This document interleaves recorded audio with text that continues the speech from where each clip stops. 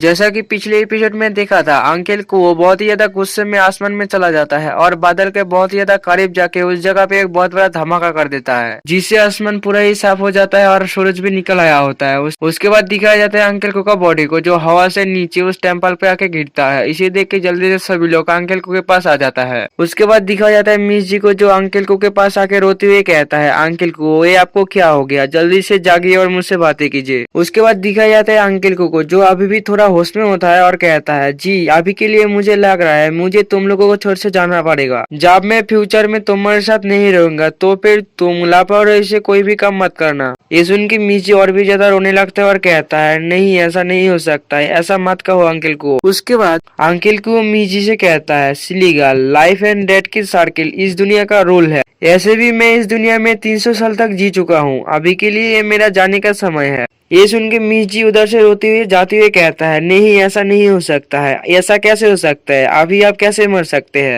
उधर ही दिखाया जाता है अंकिल को के पास हावरन बैठा होता है। अंकिल को कहता है हावरन जी की अच्छी तरीके से ख्याल रखना, मुझे पता है तुम बहुत ही अच्छे लड़के हो और तुमने ईस्ट ओशन ड्रैगन ट्राइब को कई बार खतरे से बचाए भी हो। उसके बाद अपनी ड्रैगन कोर को निकालते हुए कहता है मेरी मेरिडियंस पूरी तरीके से कट चुकी है और मेरा ड्रैगन कोर भी बहुत ही ज्यादा डैमेज हो चुका है, अभी के लिए मेरे पास सिर्फ 10% ही पावर बचा हुआ है, इसीलिए इस ड्रैगन कोर को मैं तुम्हें देना चाहता हूँ और तुम इसे मेरी आखिरी गिफ्ट भी समझ सकते हो, और प्लीज फ्यूचर में मेरी ईस्ट ओशन को प्रोटेक्ट करना। ये बोलते हुए अंकिल को उस ड्रैगन कोर को हवन की तरफ भेज देता है। उसके बाद दिखाया जाता है उस ड्रैगन कोर को, जो हवन के पास जाके हवन के बॉडी में ऑब्जर्व हो जाता है। इसे देख के हवन भी बहुत ज्यादा हैरान हो जाता है। उसी वक्त दिखाया जाता है मिस जी को, जो मिस्टर जैन को उस जगह पे लाते हुए कहता है जल्दी से इस जगह पर आओ। लिटिल जिन मिस जी को कहता है मैं इतनी तेज नहीं चल सकता हूँ, तुम थोड़ा धीरे चलो। उसके बाद मिस जी और लिटिल जिन उस जगह पे पहुंच जाता है। मिस जी जिन के आगे झुकते हुए कहता है मिस्टर जिन, अंकल को इस हेवनली ट्रिब्यूलेशन से गेट ओवर करने में फेल हो चुका है और बहुत ही इंजर्ड भी हो चुका है, प्लीज अंकल को की जान को सेव कर दीजिए। मिस जी के पीछे वो सब भी जिनके आगे झुकते हुए कहता है प्लीज मिस्टर जिन, को की जान को बचा दीजिए। उसके बाद लिटिल जिन अंकल को की बॉडी की तरफ देखते हुए कहता है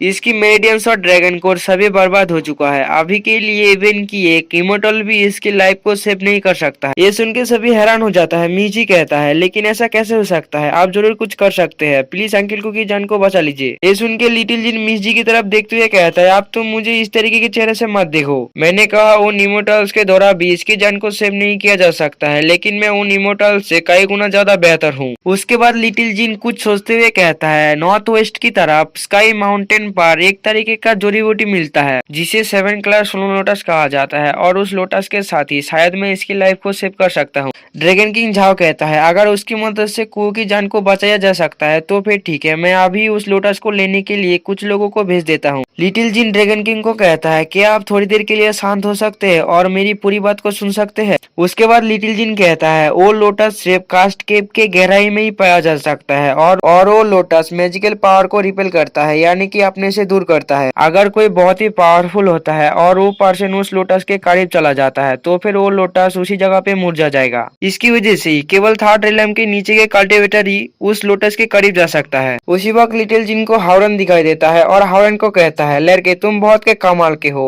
तुम अपनी ऑलरेडी सेकंड रेलम में पहुंच चुके हो, अभी के लिए ये तुम्हारी टास्क है, जल्दी से जाओ और कुछ हर्ब्स को लेके आओ, मुझे उनमें से 6 लोटस की जरूरत पड़ेगी। ये सुन के हावरन हैरान हो जाता है और कहता है क्या सेकंड रेलम में जी की अंकल को ने अपने पावर में से 10% मुझे दिया है, शायद इसकी वजह से मैं सेकंड रेलम में पहुंच चुका हूँ। उसी के साइड में ड्रैगन किंग झाओ कहता है लेकिन स्काई माउंटेन किंग सायांग का टेरिटरी है और मैं इस बात के लिए श्योर हूँ वो हमें सोनो लोटस को इतनी आसानी से नहीं ले देगा। उसी वक्त उस जगह पर मिसो आते हुए कहता है तो फिर ठीक है, मैं भी हावन के साथ ही स्काई माउंटेन पर जाऊंगी, किंग सायांग और मैं हम दोनों ही इंस्पेक्टर है, अगर मैं भी हावन के साथ ही जाता हूँ तो फिर चीजें बहुत ही आसान तरीके से होगी। उसकी नेगेशन में हावन और मिसो अपने स्पिरिचुअल स्वॉर्ड के ऊपर चढ़ के स्काई माउंटेन पर जा रहा होता है। मिसो हावन को कहता है हमें झाओकुओ की फेलियर की बात को सीक्रेट रखना होगा, अगर ये न्यूज वेस्ट ओशन की ड्रैगन किंग तक पहुंच जाता है तो फिर ये करेंट पीस खत्म हो जाएगा। ये सुन के हॉर्न कहता है अगर ऐसी बात है तो फिर मैं इस बात को समझ चुका हूँ। उसके कुछ देर तक आगे बढ़ने के बाद ही हॉर्न और मिसू एक सील के आगे आ जाता है जो काफी बड़ा होता है, जो स्काई माउंटेन के चारों तरफ होता है। उसके बाद मिसू एक तलिस्मान निकलते हुए कहता है ये स्काई माउंटेन का प्रोटेक्शन एरिया फॉर्मेशन है जो अर्थ एलिमेंटल ड्रैगन टेरिटरी है। ये सुन के हॉर्न मिसू से कहता है अर्थ एलिमेंटल ड्रैगन टेरिटरी से आपका क्या मतलब है? मिसू कहता है नदी या समंदर और उसके चारों तरफ के एरिया को वाटर एलिमेंटल ड्रैगन के साथ रिलेट करता है। हालांकि अर्थ और वुड एलिमेंटल की ड्रैगन इनलैंड की डीप माउंटेन में छुपा हुआ है।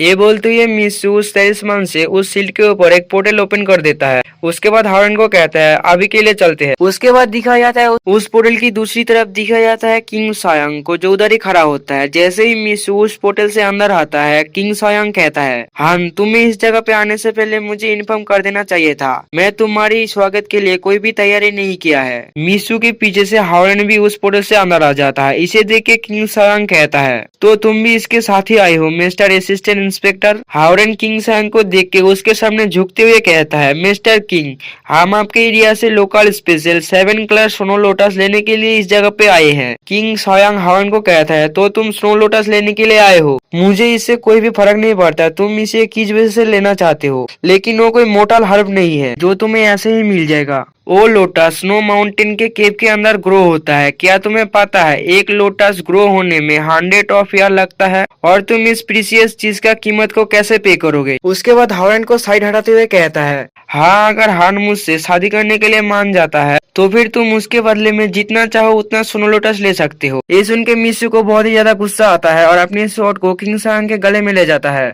और इसी जगह पर एपिसोड एंड होता है।